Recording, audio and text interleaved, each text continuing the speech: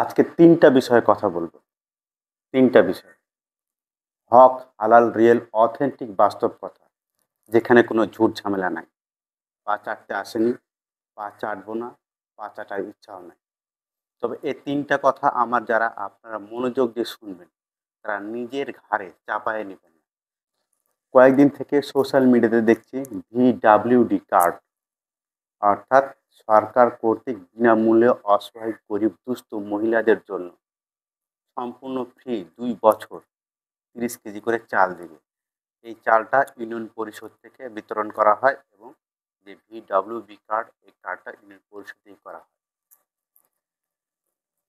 Social মিডিয়াতে দেখছি অনেকে বলে যেটাকে ন্যায় স্বচ্ছতার ভিত্তিতে করা হয়নি। ভিডব্লিউবি কার্ডের সরকারি নির্দেশনা হচ্ছে যে গত বছর বা তার আগের বছর যারা পেয়েছে তারা এবছর আর পাবে না। কিন্তু সোশ্যাল মিডিয়ার তথ্য অনুযায়ী অনেকে বলছে যে কিছু কিছু ব্যক্তি গত বছর ভিডব্লিউবি কার্ডের চাল পেয়েছে এবারও পাচ্ছে। এর সত্যতা যাচাই করা দরকার।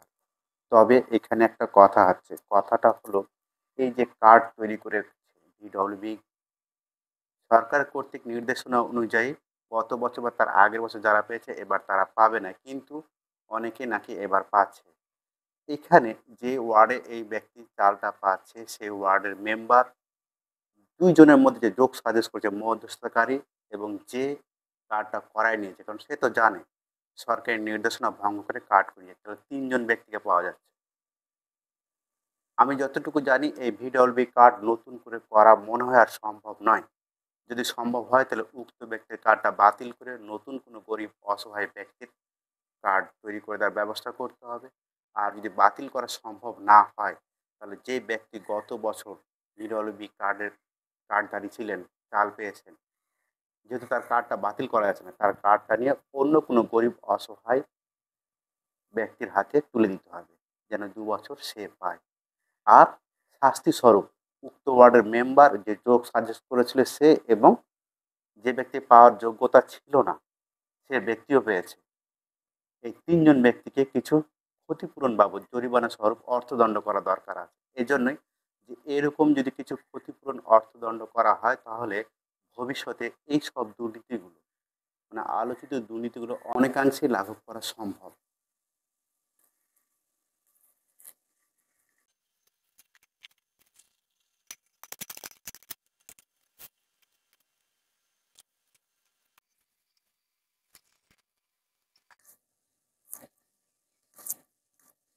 ২ নাম্বার কথাটা হচ্ছে অত্র এলাকায় অনেক মাদকদ্রব্য বিক্রয়, সেবনকারী, বহনকারী এরকম অনেক ব্যক্তি দেখা যায় যখন আইন শৃঙ্খলা রক্ষাকারী বাহিনীর হাতে ধরা পড়ে তখন স্থানীয় গণ্যমান্য ব্যক্তিবর্গ বা নেতাকর্মী উক্ত ব্যক্তিকে নির্দোষ প্রমাণ করে থানা থেকে অথবা বিজিবি ক্যাম্প থেকে অথবা আইন শৃঙ্খলা রক্ষাকারী বাহিনীর হাত থেকে ছাড়াই নিয়ে আসেন সুপারিশ করে। এটা আমরা সাধারণ আমজনতা খারাপ চোখে দেখি। যারা অন্যায় অপরাধ করবে, বিশেষ করে মাদকদ্রব্য বিক্রয় করে আমাদের এই যুব সমাজকে নষ্ট করে দিচ্ছে, তারা যদি আইন শৃঙ্খলা রক্ষাকারী বাহিনীর হাতে ধরা পড়ে, তাহলে তার উপযুক্ত এবং প্রাপ্য শাস্তিটা নিশ্চিত হওয়া দরকার। কিন্তু অত্র এলাকার গণ্যমান্য ব্যক্তিবর্গ অথবা কিছু কিছু নেতাকর্মী আছে। আমি কিন্তু এক ঢালা সকল গণ্যমান্য ব্যক্তিবর্গ বা নেতাকর্মীকে বোঝাতে চাচ্ছি না। কিছু কিছু গণ্যমান্য ব্যক্তিবর্গ অথবা নেতাকর্মী এসব ব্যক্তি বা ব্যক্তিবর্গ উক্ত মাদকদ্রব্য সেবনকারী বা বিক্রয়কারী ব্যক্তিকে বিভিন্নভাবে সুপারিশ করে ছাড়াই নিয়ে আসছে। মাদকদ্রব্য বিক্রয়কারী বা সেবনকারী তার উপযুক্ত প্রাপ্য শাস্তিটা পাচ্ছে না। ফলে আমাদের এলাকায় অত্র সমাজে মাদকদ্রব্য বিক্রয় সেবন অহরহ চলছে। কোনো এক সময় দেখা যেত আমাদের এলাকায় অত্র এলাকায় একটা যে প্রাচীন আমলের চুয়ানি বলে, মদ বলে বা দেশীয় মদ যেটা চুলাই মদ সেটাই বিক্রয় হতো এবং সেবনও করতো। এখন এখন এই আধুনিক সমাজে বিভিন্ন ধরনের মাদকদ্রব্য বিক্রয় করতে দেখা গেছে। অবিশ্বাস্য হলো সত্যি যে এসব এলাকায় প্রায় রন্ধ্রে রন্ধ্রে কোনায় কোনায় বিভিন্ন ধরনের মাদকদ্রব্য ছড়িয়ে ছিটে গেছে। আমাদের যুব সমাজ খুব সহজে নষ্ট হয়ে যাচ্ছে। তাই স্থানীয় গণ্যমান্য ব্যক্তিবর্গ, নেতা কর্মীর কাছে বিশেষভাবে অনুরোধ করব যে যখন এই সব মাদকদ্রব্য বিক্রয়কারী বা সেবনকারী আইন শৃঙ্খলা রক্ষাকারী বাহিনীর হাতে ধরা পড়বে, তখন আপনারা উক্ত ব্যক্তির বিষয়ে কোনো সুপারিশ করবেন না, তাকে ছাড়াই নিয়ে আসার জন্য যাবেন না। এর জন্যই তারা সমাজকে নষ্ট করছে। তাদের প্রাপ্য শাস্তিটা নিশ্চিত হোক, তাদের প্রাপ্য শাস্তি কিন্তু পাচ্ছে পেতে দেন।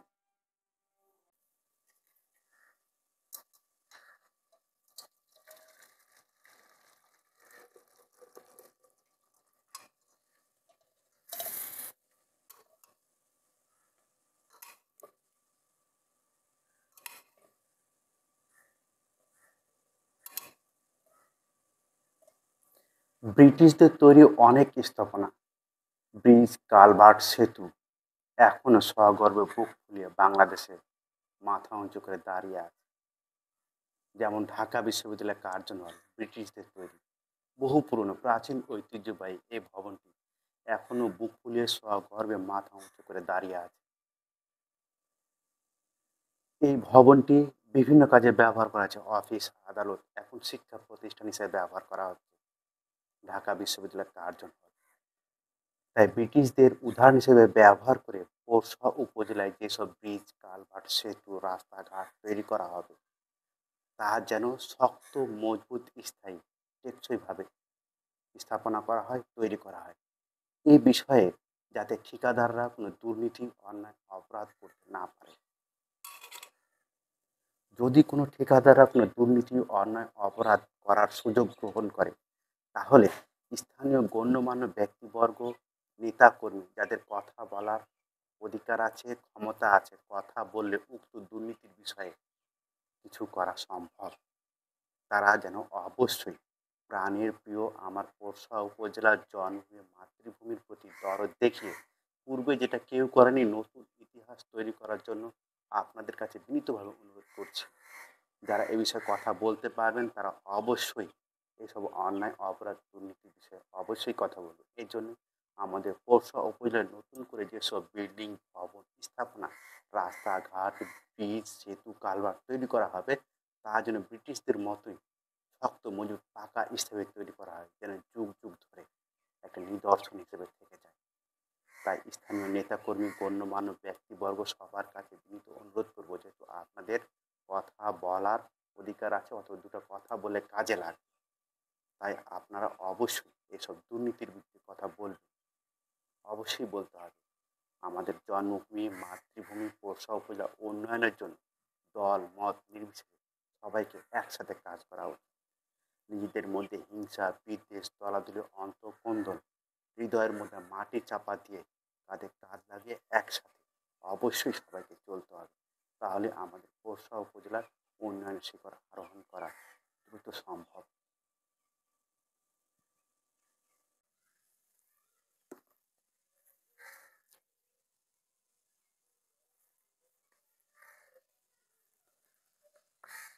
আমার প্রাণের প্রিয় জন্মভূমি মাতৃভূমি পোরশা উপজেলা উন্নয়নের জন্য পূর্বে কথা বলেছিলাম, এখন কথা বলছি, ভবিষ্যতে কথা বলবই। একদিন না একদিন পোরশা উপজেলা উন্নয়নের আলোক উজ্জ্বল স্বর্ণশিখর আরোহণ করবেই। তবে সেই দিনটা কবে দেখার অপেক্ষায় এখনো প্রহর গুনছে।